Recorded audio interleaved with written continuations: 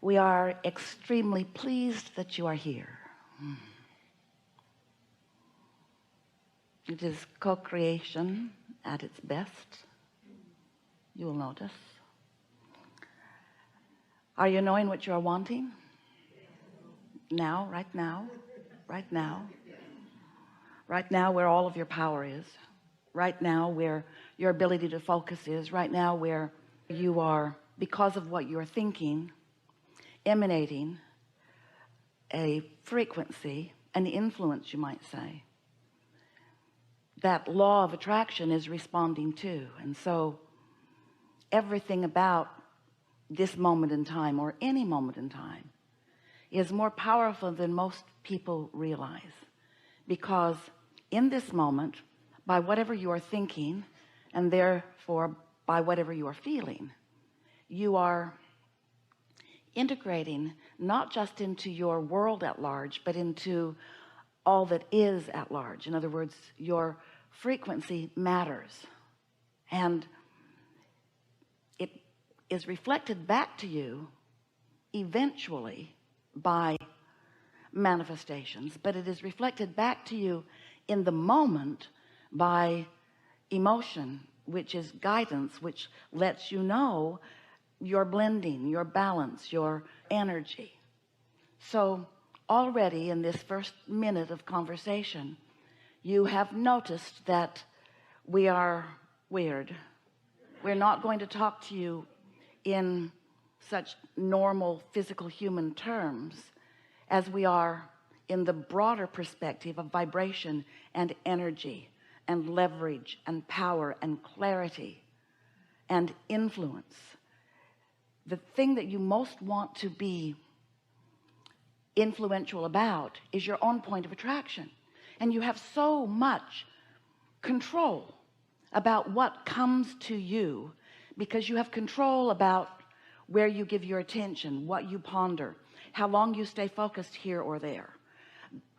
By deliberately choosing the subjects that feel good when you ponder them, so that you focus longer until there is more vibrational momentum, and therefore more power, more connection with source, therefore more leverage, therefore more positive influence. The first thing that you influence is your state of being, your personal point of attraction.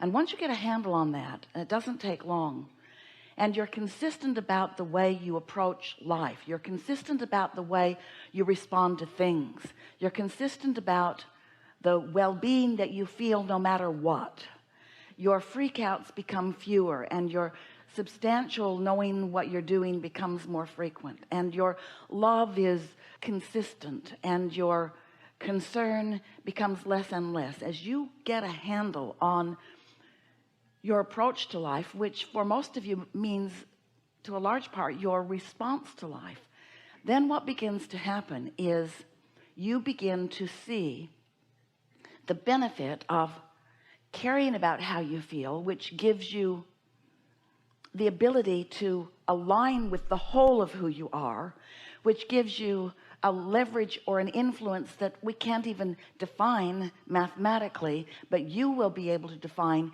in the way life is unfolding for you, in your relationships, in even the new relationships that you have with so many people that you are encountering on a daily basis.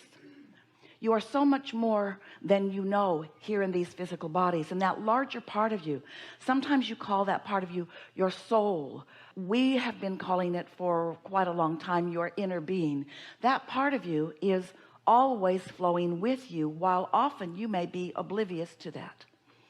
But your emotions will help you to know how in sync or not in sync, how aligned or misaligned, how allowing or not allowing, how much you are allowing yourself and your broader self, your inner being, to be integrated in this moment. Your inner being is always flowing to you, but your receptivity of that is really what we want to talk about here today. Just because this well-being is shining to you does not mean you're letting it in. And if you're angry, your anger means you're not. If you're frustrated, your frustration means you're pinching it off too. If you are having one of those moments where you are feeling so much love you can hardly stand it, that means that you are in sync with who you really are. And the coupling of you and you is really what the art of allowing really is. The coupling of you and you is really where your vibrational clarity is.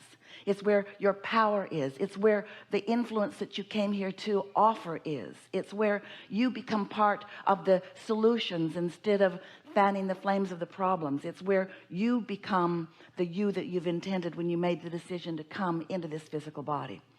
So you were source energy before you focused into this physical body, and the larger part of you still is that source energy. But here you are, magnificent you.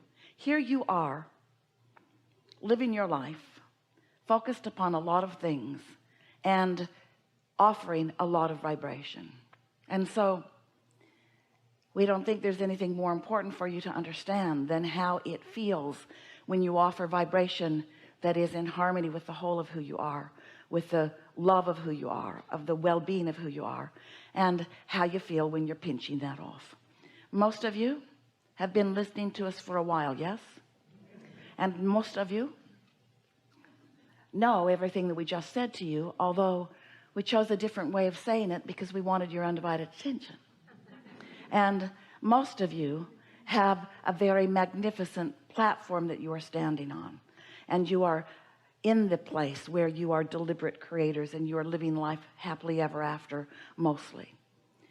But here today we are really so appreciative of your willingness to play with us, because we know that together we will take thought beyond that which it has been before, that you will discover new insights for yourself.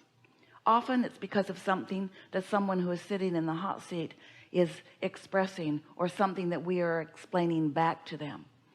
Sometimes the insights will come directly to you because of this vibrational atmosphere, and because of the momentum that we will accomplish here together today. You will be receptive more than usual, and so ideas will begin flowing to you too. Sometimes it will be an idea of how to contribute here by sitting here. Sometimes it will be an idea that flows to you that is the solution to something that you've been pondering. In other words, this is a wonderful opportunity for becoming a vibrational match to who you really are, which is what we are calling the receiving mode.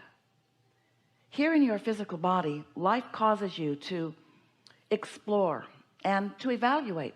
That's just who you are, and to consider, and to, most important, come to conclusions of your preferences.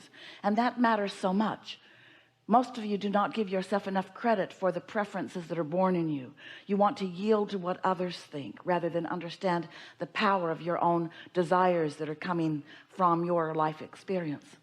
So when that preference radiates from you, we often call it a rocket of desire, because it shoots out when you're least expecting it, and usually when there is some sort of contrast that really is clarifying for you what you don't want, which also clarifies what you do want. And so this vibration radiates from you while usually you're not able to maintain it, because it's not the frequency that you usually hang around in.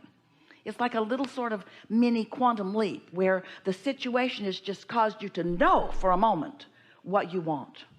And when that rocket of desire radiates, your inner being understands it fully, embraces it fully, becomes it fully, holds the vibrational frequency of it fully and forever for you.